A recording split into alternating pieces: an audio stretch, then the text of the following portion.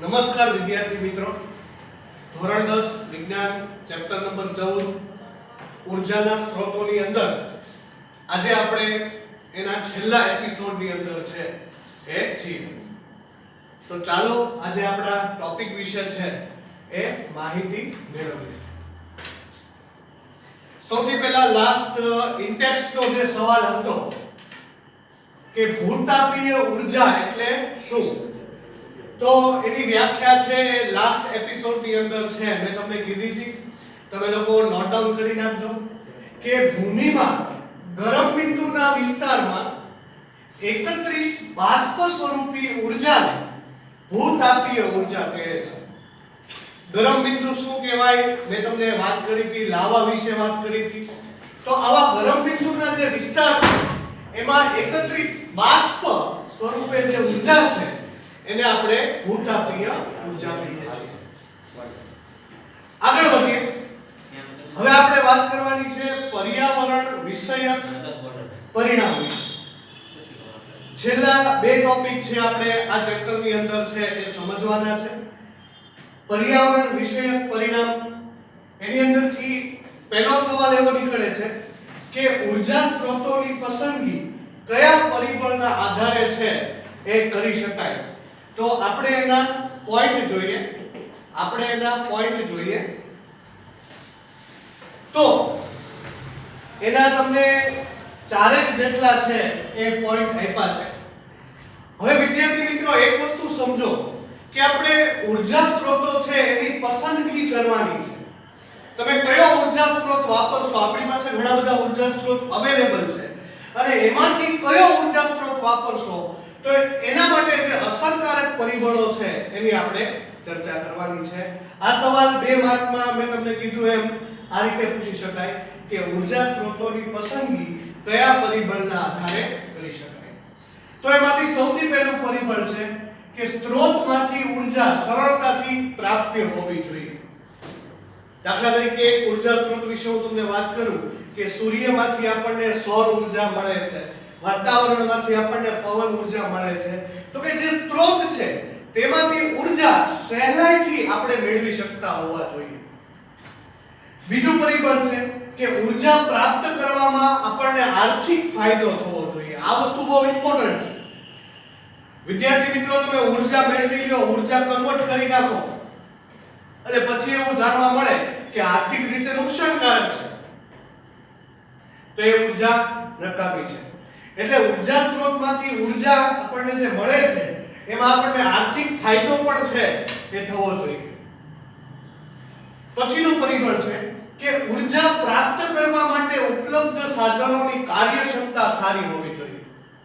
દાખલા તરીકે solar cell છે તો સોલર સેલ છે એ સૂર્ય ઉર્જા મેળવે છે તો એની કાર્યક્ષમતા સારી છે, પણ શું બધે અવેલેબલ છે?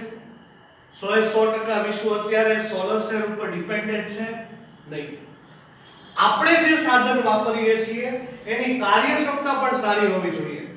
હું અને તમે આપણે બધા જાણીએ છીએ કે સૂર્ય કુકર વાપરવું જોઈએ. હું તમને ભણાવું છું કે સૂર્ય કુકર વાપરવું જોઈએ. શું ખરેખર આપણે બધા આખું વિશ્વ સૂર્ય કુકર વાપરે છે? 2% લોકો જ વાપરે છે. કેમ? તો કે સાધન એટલું કાર્યક્ષમ નથી, ચોમાસામાં કામ આવતું નથી. એટલે કે ઉર્જા પ્રાપ્ત કરવા માટે આપણે જે સાધન વાપરીએ છીએ એ કાર્યક્ષમતા ધરાવતા હોવા જોઈએ. ચોથું પરિબળ કે ઉર્જાના સ્ત્રોતોના ઉપયોગથી પર્યાવરણને હાનિ થતી હોવી જોઈએ નહીં. આ ખૂબ જ ઇમ્પોર્ટન્ટ પરિબળ છે. હવે હું તમને એમ કહી દઉં કે પવન ઉર્જા છે એનો વિપુલ પ્રમાણમાં આપણે ઉપયોગ કરીએ છીએ તો એ સારી વાત છે કેમ કે એનાથી પર્યાવરણને હાનિ થતી નથી. પણ હું તમને એમ કહી દઉં કે અશ્મિભૂત બળતણ છે, કોલસો, પેટ્રોલિયમથી ઉર્જા મળે છે પણ સામે પર્યાવરણને હાનિ તો થાય છે. તો વિદ્યાર્થી મિત્રો, આપણે એવા ઉર્જા સ્ત્રોત પસંદ કરવા જોઈએ કે જેના લીધે પર્યાવરણને ઓછામાં ઓછું નુકસાન પહોંચે. તો વિદ્યાર્થી મિત્રો, આ સરસ મજાનો સવાલ તમને 2 માર્ક્સની અંદર પૂછી શકાય. આગળ વધીએ. પ્રદૂષણ રહિત 2 ઉર્જા સ્ત્રોતોના નામ આપો. તે પૈકી કયો સ્ત્રોત ઉત્તમ છે, શા માટે? આપણે કારણ સાથે કહેવાનું છે. તો વિદ્યાર્થી મિત્રો પ્રદૂષણ રહિત બે ઉર્જા સ્ત્રોતો છે. પહેલું છે CNG, તમને કદાચ ખ્યાલ હશે, એનું નામ છે કમ્પ્રેસ્ડ નેચરલ ગેસ, અને બીજું છે સોલર સેલ. આ બેમાંથી કયો ઉર્જા સ્ત્રોત ઉત્તમ છે? એક બાજુ તમને સોલર સેલ આપ્યા હોય ને એક બાજુ તમને CNG આપ્યું હોય, તો આ બેમાંથી કયો ઉર્જા સ્ત્રોત ઉત્તમ છે? તો તમે એમ કહેશો કે સર CNG જ ઉત્તમ છે, કમ્પ્રેસ્ડ નેચરલ ગેસ જ ઉત્તમ છે. કેમ? તો કે પર્યાવરણને ઓછું નુકસાન પહોંચાડે છે. જ્યારે આપણે સોલર સેલની વાત કરીએ, લગભગ 80% વિદ્યાર્થીઓ આ વસ્તુ નથી જાણતા કે સોલર સેલ છે એટલે સૂર્ય ઊર્જા વાપરવાની. પણ વિદ્યાર્થી મિત્રો, સોલર સેલની જ્યારે બનાવટ કરવામાં આવે છે, આપણે ભણી ગયા કઈ રીતે સોલર સેલ બને છે, તો એ સોલર સેલનું જ્યારે નિર્માણ થાય છે ને ત્યારે પર્યાવરણને નુકસાન થાય છે. એટલે કે આ બંને ઉર્જા સ્ત્રોત છે એ પ્રદૂષણ રહિત છે, પણ વધારે પ્રિફર કયો છે? CNG.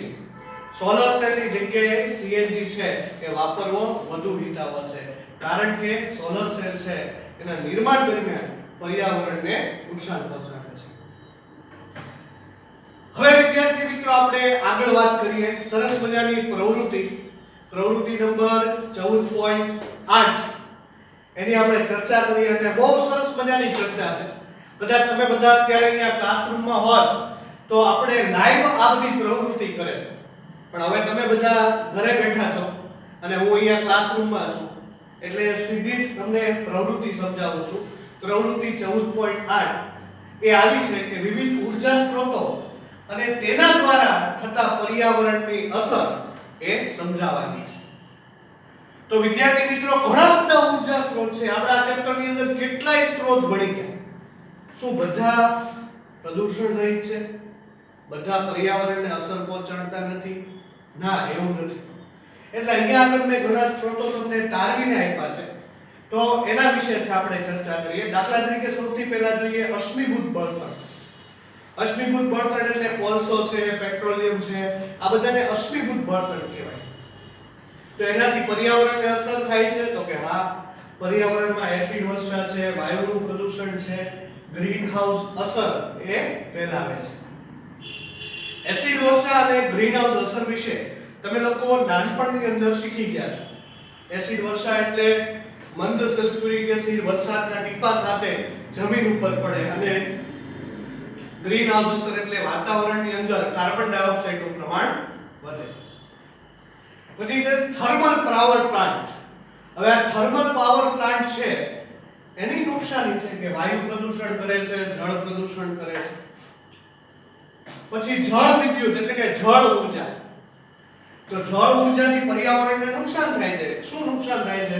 તો કે નિવસન તંત્રનો નાશ થાય છે. આપણે ભણી ગયા કે ડેમ બનાવવો હોય, બંધ બનાવવો હોય તો એટલી જમીન છે એ બંધ બનાવવામાં વપરાય છે. એટલે કે ત્યાં નિવસન તંત્ર, જે સજીવો વસતા હોય, લોકો વસતા હોય, એનું આપણે સ્થળાંતર કરવું પડે. તો નિવસન તંત્રને નુકસાન થાય છે. કૃષિ લાયક જમીન છે એ નાશ પામે છે. આપણે સુરતના ડેમની વાત કરી હતી કે કેટલાય લોકોનું છે સ્થળાંતર કરાવવું પડ્યું, અને પરિણામે છે ત્યાંની ખેતી લાયક જમીન બધી ડેમની અંદર આવી ગઈ, અને પછી ડેમ છે ત્યાં બંધાણો. પછી જૈવભાર બળતણ. લાકડું છે, છાણ છે, આ બધું જૈવભાર બળતણ કહેવાય. તો જૈવભાર બળતણની અંદર ધુમાડો ઉત્પન્ન થાય, રાખ ઉત્પન્ન થાય, હવાનું પ્રદૂષણ થાય છે, એ પણ પર્યાવરણને અસર પહોંચાડે છે. હવેના ઉર્જા સ્ત્રોત સારામાં સારા છે. દાખલા તરીકે પવન ઉર્જા. જો ઉર્જાની વાત કરું છું, પવન ઉર્જા, તો એ પર્યાવરણને કઈ નુકસાન પહોંચાડતું નથી. સૌર ઉર્જા, તો એ પણ પર્યાવરણને કઈ નુકસાન પહોંચાડતું નથી, એટલે કે એની કોઈ જ હાનિકારક અસર નથી. પછી સમુદ્રની ઉર્જા વિશે આપણે વાત કરીએ. ભરતી ઉર્જા છે, તરંગ ઉર્જા છે, સમુદ્ર તાપીય ઉર્જા છે. આપણે વાત કરી હતી કે ભરતી ઉર્જા, ભરતી અને ઓટ દ્વારા ઉર્જા મેળવવામાં આવે. સમુદ્રની સપાટી ઉપર જ્યારે પવન ફૂંકાય ત્યારે જે તરંગો ઉત્પન્ન થાય એમાંથી ઉર્જા મેળવવામાં આવે. સમુદ્રના પાણીના તાપમાનનો ઉપયોગ કરીને સમુદ્રની તાપીય ઉર્જા મેળવવામાં આવે. તો મિત્રો, આ ઉર્જા પણ પર્યાવરણને કોઈ જ નુકસાન કરતી નથી, એટલે કે હાનિકારક નથી. પછી આગળ વાત કરીએ આપણે ભૂતાપીય ઉર્જા. ભૂતાપીય એટલે કે જમીનની અંદર રહેલી ઉર્જા. મેં તમને ગરમ બિંદુઓ વિશે વાત કરી હતી. તો એ ઉર્જા પણ વિદ્યાર્થી મિત્રો હાનિકારક નથી. છેલ્લે ઉર્જા આપણે ભણ્યા ન્યુક્લિયર ઉર્જા. તો ન્યુક્લિયર ઉર્જા છે એ હાનિકારક છે. આપણે વાત કરી હતી એનો નિયંત્રિત ઉપયોગ કરવો જોઈએ. કેમ? કે ન્યુક્લિયર ઉર્જાની અંદર વિકિરણોનું ઉત્સર્જન થાય છે, રેડિયો એક્ટિવ પ્રદૂષણ વધે છે, જે ગંભીર બાબત છે. એટલે એનો ઉપયોગ નિયંત્રિત રીતે અને મર્યાદિત કરવો જોઈએ. તો વિદ્યાર્થી મિત્રો, આ સરસ મજાની એક્ટિવિટી હતી.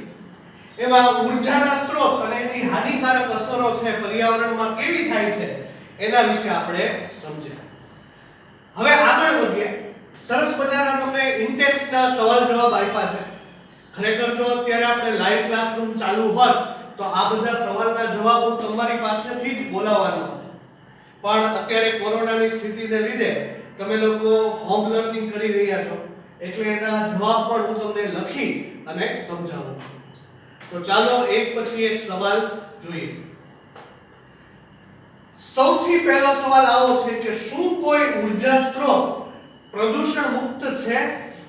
કેમ અથવા કેમ નહીં? તમારે રીતે જવાબ આપવાનો છે કે મેં તમને જેટલા પણ ઉર્જા સ્ત્રોત ભણાવ્યા એ ખરેખર પ્રદૂષણ મુક્ત છે. જો તમારો જવાબ હા તો એ કારણ આપવાનું છે, જો તમારો જવાબ ના તો પણ કારણ આપવાનું છે. તો વિદ્યાર્થી મિત્રો, તમને જોવા જઈએ તમે એમ કહેશો કે ભાવિક સર, સૌર ઉર્જા છે, પવન ઉર્જા છે, ભૂતાપીય ઉર્જા છે, આ બધી ઉર્જા પ્રદૂષણ મુક્ત છે. 100% વિદ્યાર્થી મિત્રો તમારી વાત સાચી છે. સૌર ઉર્જા પણ પ્રદૂષણ મુક્ત છે, પવન ઉર્જા પણ પ્રદૂષણ મુક્ત છે, ભૂતાપીય ઉર્જા પણ પ્રદૂષણ મુક્ત છે. પણ આ ઉર્જાના સ્ત્રોતોના જે ઉપકરણો છે એના વપરાશથી પર્યાવરણમાં પ્રદૂષણ ફેલાય છે. દાખલા તરીકે હું તમને એક ઉદાહરણ આપું કે સોલર સેલ, સૂર્ય ઉર્જા પર્યાવરણને નુકસાન નથી પહોંચાડતી, પણ સૂર્ય ઉર્જા એટલે કે સૌર ઉર્જા મેળવવા માટે આપણે જે સોલર સેલ બનાવીએ છીએ એ લાંબા ગાળે છે પર્યાવરણને નુકસાન પહોંચાડે છે. એટલે આ બધા સ્ત્રોત પ્રદૂષણ રહિત છે, પરંતુ તેના ઉપકરણોના વપરાશથી પર્યાવરણની અંદર પ્રદૂષણ ફેલાય છે. એટલા માટે આપણે કહી શકીએ કે કોઈ પણ ઉર્જા સ્ત્રોત એવો નથી કે જે સંપૂર્ણ રીતે 100% છે એ પ્રદૂષણ મુક્ત હોય. તો આશા રાખું કે તમને આ સરસ મજાનો સવાલ સમજાણો હશે. આગળ વધીએ. આનો જવાબ એક તમારે તમારી ભાષાની અંદર છે એ આપવાનો છે કે રોકેટ બળતણ તરીકે હાઇડ્રોજનનો ઉપયોગ થાય છે. જોજો, બરોબર સાંભળજો. રોકેટ બળતણ તરીકે હાઇડ્રોજનનો ઉપયોગ થાય છે. શું તમે સીએનજી ની સરખામણીમાં તેને સ્વચ્છ ઈંધણ કહેશો? કેમ અથવા કેમ નહીં? હવે આ સવાલને પહેલા તો સમજો. તમને એવું કીધું છે કે રોકેટ બળતણની અંદર હાઇડ્રોજન વપરાય છે અને એની કમ્પેરિઝન તમારે સીએનજી સાથે કરવાની છે. તો બેમાંથી કયું સ્વચ્છ ઈંધણ છે, એટલે કે સારું ઈંધણ છે? તો ઓબ્વિયસલી વાત છે વિદ્યાર્થી મિત્રો કે રોકેટની અંદર વપરાતો હાઇડ્રોજન છે એ સીએનજી ની સરખામણીમાં સ્વચ્છ ઈંધણ છે. એટલે મેં આવી રીતે જવાબ લખ્યો છે, હા, સીએનજી ની સરખામણીમાં હાઇડ્રોજન સ્વચ્છ ઈંધણ છે, એટલે કે સારું ઈંધણ છે. શા માટે? તો કે હાઇડ્રોજનના દહનથી છે ને વાતાવરણની અંદર પાણીની બાષ્પ ઉત્પન્ન થાય. વિચારજો, હાઇડ્રોજનનું જે દહન થાય રોકેટની અંદર, પરિણામે વાતાવરણમાં પાણીની બાષ્પ ઉત્પન્ન થાય. પણ જો વાતાવરણની અંદર સીએનજી નું દહન કરવામાં આવે તો વાતાવરણમાં કાર્બન ડાયોક્સાઇડ છે, કાર્બન મોનોક્સાઇડ છે, આવા બધા હાનિકારક વાયુઓ ઉત્પન્ન થાય છે. એટલા માટે વિદ્યાર્થી મિત્રો કીધું છે કે સીએનજી ની સરખામણીમાં હાઇડ્રોજન સ્વચ્છ ઈંધણ છે, એટલે કે સારું ઈંધણ છે. તો આ સવાલનો જવાબ તમારે એટલો લખવો પડે. આગળ વધીએ. પાઠનો લાસ્ટ પોઈન્ટ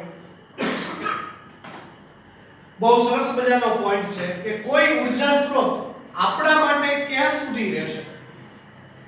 કોઈ ઉર્જા સ્ત્રોત છે એ આપણા માટે ક્યાં સુધી રહેશે? ઘણા કે વાપરે જ રાખો, આપણા માટે જ છે, પણ એની એક મર્યાદા છે. તો એની અંદરથી જેટલા સવાલો નીકળે છે એ હું તમને સમજાવું છું એ ટોપિકમાંથી. સૌથી પહેલા સવાલ આવો નીકળે છે કે અશ્મિભૂત બળતણ કરતા જીવભાર બળતણ શા માટે વધુ ફાયદાકારક છે? તમને ખબર છે કે અશ્મિભૂત બળતણ એટલે કોલસો છે, પેટ્રોલિયમ છે, એને અશ્મિભૂત બળતણ કહેવાય. અને જૈવભાર એટલે લાકડું છે, છાણા છે, બરોબર, આ બધાને જૈવભાર બળતણ કહેવાય. તો અશ્મિભૂત બળતણ કરતા જૈવભાર બળતણ છે એ વધુ યોગ્ય છે, ફાયદાકારક છે. શા માટે? તો એનો જવાબ મેં લખેલો છે કે અશ્મિભૂત બળતણ એવું છે કે આવનારા દિવસોની અંદર ખૂટી જવાની છે એ શક્યતા ધરાવે છે. આ અશ્મિભૂત બળતણ છે એ આવનારા દિવસોમાં માની લો કોલસો છે તો હવે પછીના 200 વર્ષની અંદર ખૂટી જશે. તો આ અશ્મિભૂત બળતણ છે એ આવનારા દિવસોની અંદર ખૂટી જવાની શક્યતા ધરાવે છે, એટલે આપણે તેના ઉપર નિર્ભર રહી શકાય નહીં.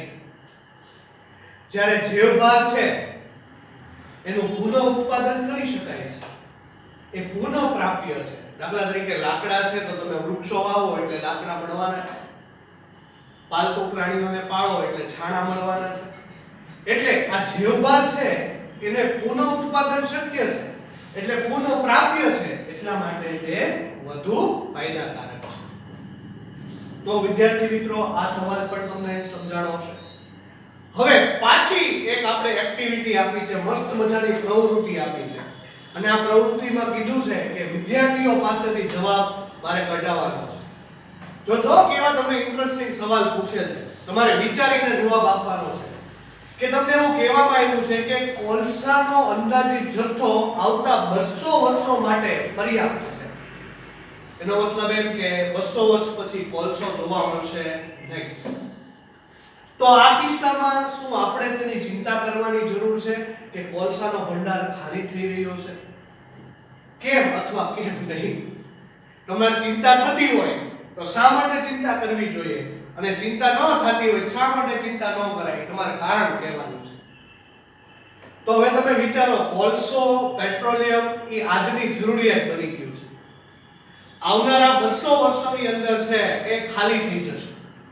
એનો મતલબ એમ કે આ સવાલનો જવાબ તમારે અહીંયાથી શરૂ કરાય. હા, આ બાબતે આપણે વિચારવું જોઈએ. તમને ખ્યાલ છે કે થર્મલ પાવર સ્ટેશનની અંદર મોટા પ્રમાણની અંદર કોલસો વપરાય છે. વાતાવરણમાં એ પ્રદૂષણ ઊભું કરે છે. બીજું કે કોલસાનું પુનઃનિર્માણ એ ટૂંકા ગાળામાં શક્ય નથી, એટલા માટે આપણે તેનો કાળજીપૂર્વક અને કરકસરપૂર્વક, જો આ બે શબ્દો નોટ ડાઉન કરજો, એના ઉપર ભાર આપજો, કાળજીપૂર્વક અને કરકસરપૂર્વક છે આપણે તેનો ઉપયોગ કરવો જોઈએ. નેક્સ્ટ, હવે એવો બીજો સવાલ છે. જો એવું અનુમાન છે કે સૂર્ય આગામી 500 કરોડ વર્ષો સુધી જીવિત રહેશે. તો શું સૌર ઉર્જા સમાપ્ત થવાની આપણે ચિંતા કરવી જોઈએ? કેમ અથવા કેમ નહીં? જેમ કોલસા વિશે વાત કરી તેમ તમને સૂર્ય ઉર્જા વિશે કીધું કે સૂર્ય 500 વર્ષો સુધી 500 કરોડ વર્ષો સુધી એ જીવિત રહેશે. તો શું આપણે સૌર ઉર્જાની ચિંતા કરવી જોઈએ કે હવે સૌર ઉર્જા નહીં મળે? તેનો જવાબ છે ના. 500 કરોડ વર્ષો એટલે કે ઘણો બધો સમયગાળો થઈ ગયો. ના, આપણે સૌર ઉર્જા બાબતે ચિંતા કરવાની જરૂર નથી, કારણ કે સૌર ઉર્જા હજી આપણને 500 કરોડ વર્ષો સુધી મળવાની છે. તો શું કરવું જોઈએ? તો કે આપણે સૌર ઉર્જા મેળવવા આધુનિક ટેકનોલોજી વિકસાવવી જોઈએ અને વધુમાં વધુ સૌર ઉર્જાનો વપરાશ કરવો જોઈએ. વિદ્યાર્થી મિત્રો, અહીંયા હું તમને એક બાબત કહેવા માંગુ છું કે ધીમે ધીમે વિશ્વ આ તરફ જ જાય છે. યાદ રાખજો, ત્યાં સુધી આપણે કોલસો, પેટ્રોલિયમ ઉપર નિર્ભર રહેશું. અત્યારે તમે જુઓ કે ભારતમાં સોલર રૂફટોપ યોજના પણ આવી ગઈ. મોટા ભાગના એમ કહેવાય 30% વસ્તી, વધારે તો નથી કહેતો પણ 30% લોકોએ પોતાના ઘરની ઉપર સોલાર પેનલ નખાવી. પણ એક સમય એવો આવશે આવનારા 20 વર્ષોમાં, 25 વર્ષોમાં કે આપણે મોટા ભાગે છે એ સૂર્ય ઉર્જા વાપરતા થઈ જશું, સૌર ઉર્જા વાપરતા થઈ જશું, અને સારી રીતે. નેક્સ્ટ સવાલ આવો છે, બહુ ઇન્ટરેસ્ટિંગ સવાલ છે. આમ તો તમે ત્યાંથી ઘરે બેઠા બેઠા પણ વિડિયો પોઝ કરીને મનની અંદર આનો જવાબ બોલી શકો છો કે કયો ઉર્જા સ્ત્રોત ખૂટી જાય તેવો છે અખૂટ છે, પુનઃ પ્રાપ્ય છે, પુનઃ અપ્રાપ્ય છે અને પાછું તમારી પસંદગીનું કારણ લખો. આમ નામ પપ્પા નંબર દેવાના કે આ પુનઃ પ્રાપ્ય અને પુનઃ અપ્રાપ્ય. તમે શા માટે એને પસંદ કર્યો તમારું કારણ લખવાનું છે. આ ચેપ્ટર ની અંદર NCERT ની જ્યારથી બુક આવી છે ત્યારથી સવાલ આવા બધા બહુ ઇન્ટરેસ્ટિંગ છે. તમારું મંતવ્ય તમારે આ સવાલની અંદર વ્યક્ત કરવાનું છે. સવાલને ગોખવાનો નથી. તમે આ સ્ત્રોત ધ્યાનમાં લીધો તો શા માટે ધ્યાનમાં લીધો એ પણ તમારે કહેવાનું છે. તો આપણે જોઈએ કે સૌથી પહેલા ખૂટી જાય તેવા ઊર્જા સ્ત્રોત કયો છે. તો એમાં તમને ખ્યાલ છે અશ્મિભૂત બળતણ આવે, કોલસો છે, પેટ્રોલિયમ છે એ આવે. કારણ કે એક દિવસ સમાપ્ત થઈ જશે. આપણે હમણાં જ ભણ્યા કોલસો આગામી 200 વર્ષોની અંદર ખાલી થઈ જશે. એટલે કે ખૂટી જાય તેવા ઊર્જા સ્ત્રોત છે. પછી આગળ વાત કરીએ અખૂટ ઊર્જા સ્ત્રોત. અખૂટ ઊર્જા સ્ત્રોત એટલે તો કે પવન ઊર્જા છે, સૌર ઊર્જા છે, ભરતી ઊર્જા છે. આ બધા અખૂટ ઊર્જા સ્ત્રોત કહેવાય. ખૂટે નહીં એવા. કેમ કે સતત આપણને મળતા જ રહેવાના છે. પાછું ઉનો કહેતા સાહેબ સૌર ઊર્જા તો હજી 500 કરોડ વર્ષો સુધી જ મળવાની છે. પણ 500 કરોડ વર્ષો એટલે ઘણો બધો સમયગાળો છે. પવન ઊર્જા સતત આપણને મળતી રહેવાની છે. ભરતી ઊર્જા જ્યાં સુધી સમુદ્ર રહેવાના છે ત્યાં સુધી મળતી જ રહેવાની છે. એટલે આ બધાને અખૂટ ઊર્જા સ્ત્રોત કહી શકાય. કેમ કે આ બધા રહેવાના જ છે. પવન ઊર્જા ગણો, સૌર ઊર્જા ગણો, ભરતી ઊર્જા એ પુનઃ અપ્રાપ્ય નથી. યાદ રાખજો પુનઃ પ્રાપ્ય છે એટલે કે અખૂટ છે. આગળ વાત કરીએ પુનઃ પ્રાપ્ય ઊર્જા સ્ત્રોત. હવે તમને એમ થાય કે સાહેબ આ બે સરખાની અખૂટ અને પુનઃ પ્રાપ્ય થોડો માઇનોર ડિફરન્સ છે એટલા માટે મેં આમાં બીજો ઊર્જા સ્ત્રોત લખ્યો છે. પુનઃ પ્રાપ્ય જેવભાર બળતણ. જેવભાર બળતણની અંદર કોણ આવે? લાકડું આવે, છાણા આવે, મીણ આવે. આ બધાને જેવભાર કહેવાય. મીણ એટલે ખાસ કયું મીણ? તો કે મધમાખીના મધપુડામાંથી જે બનાવવામાં આવે છે. જેવભાર બળતણ લાકડું, છાણા વગેરે, કાગળ. તો વિદ્યાર્થી મિત્રો જો એનું વ્યવસ્થાપન કરવામાં આવે ને તો એ મળતા રહેશે. દાખલા તરીકે તમને લાકડું ક્યાં સુધી મળતું રહેશે? જ્યાં સુધી તમે વૃક્ષ ઉગાડતા રહેશો. એટલે કે પુનઃ પ્રાપ્ય તો છે. કોલસા જેવું નથી કે ખૂટી જ જશે ગમે એમ કરો. લાકડું તમને મળતું રહેશે ક્યાં સુધી? તો કે એનું જ્યાં સુધી વ્યવસ્થાપન કરવામાં આવશે. બરોબર? છાણા મળતા રહેશે ત્યાં સુધી, તો કે જ્યાં સુધી પશુપાલન ઉદ્યોગો રહેશે ત્યાં સુધી. તો જો એનું વ્યવસ્થાપન કરવામાં આવે તો આપણને મળતા રહેવાના છે. નેક્સ્ટ પુનઃ અપ્રાપ્ય સ્ત્રોત. પુનઃ અપ્રાપ્ય સ્ત્રોત એટલે કે ખૂટી જાય એવા. એમાં એ જ આવશે અશ્મિભૂત બળતણ. અશ્મિભૂત બળતણ એટલે એકવાર એનો ઉપયોગ આપણે કરી લીધો એટલે એ ઊર્જા સ્ત્રોત સમાપ્ત થઈ ગયો. નજીકના ભવિષ્યમાં એ પાછો મળવાનો નથી. એટલે કે એને પુનઃ અપ્રાપ્ય ઊર્જા સ્ત્રોત કહેવાય. તો અહીંયા આગળ આપણે 4 શ્રેણી પાડી. ખૂટી જાય તેવા ઊર્જા સ્ત્રોત, અખૂટ ઊર્જા સ્ત્રોત, પુનઃ પ્રાપ્ય ઊર્જા સ્ત્રોત અને પુનઃ અપ્રાપ્ય ઊર્જા સ્ત્રોત. હવે પાઠનો લાસ્ટ ટોપિક, છેલ્લો સવાલ. એમાં તમને ઇન્ટેક્સના પ્રશ્નો આપ્યા છે. બરાબર? એની આપણે ચર્ચા કરી દઈએ. ઇન્ટેક્સના 2 સવાલ છે. પહેલો સવાલ એવો છે કે એવા 2 ઊર્જા સ્ત્રોતોના નામ લખો જેને તમે પુનઃ પ્રાપ્ય માનો છો અને તમારી પસંદગીનું કારણ લખો. ભાવિક સર કે આપણે માની લીધું એવું નહીં. તમે કયા 2 ઊર્જા સ્ત્રોતને પુનઃ પ્રાપ્ય માનો છો અને તમારું કારણ લખવાનું છે. તો એની અંદર 2 ઊર્જા સ્ત્રોતોને આપણે લઈ શકીએ. દાખલા તરીકે જળ ઊર્જા. જળ ઊર્જા તો કે વરસાદને કારણે ફરીવાર આપણને જળ મળવાનું છે એટલે કે પુનઃ પ્રાપ્ય છે. અને બીજું છે પવન ઊર્જા. તો કે ગરમ હવામાં જ્યારે ગતિ ઉત્પન્ન થાય ત્યારે પવનનું નિર્માણ થાય. એ પણ આપણને ફરીવાર મળવાનો છે. એટલે કે જળ ઊર્જા અને પવન ઊર્જા આ બંને ઊર્જા સ્ત્રોત એવા છે કે જે પુનઃ પ્રાપ્ય છે. આગળ વધીએ.